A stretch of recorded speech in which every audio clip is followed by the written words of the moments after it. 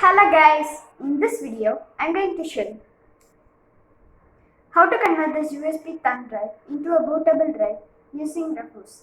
So, without wasting any more time, let's get started.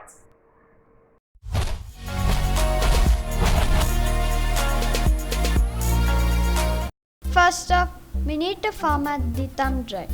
Now for the file system, I am using NTFS file system, which is recommended.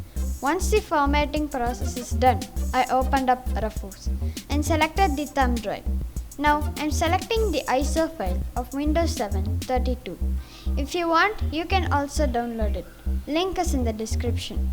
Now I am checking the box which says add fixes to old BIOSes. Then I clicked on start and clicked OK. A few moments later. And right now it says ready, which means our thumb drive is ready to boot. And I'm checking whether the bootable drive works or not, which works like a charm.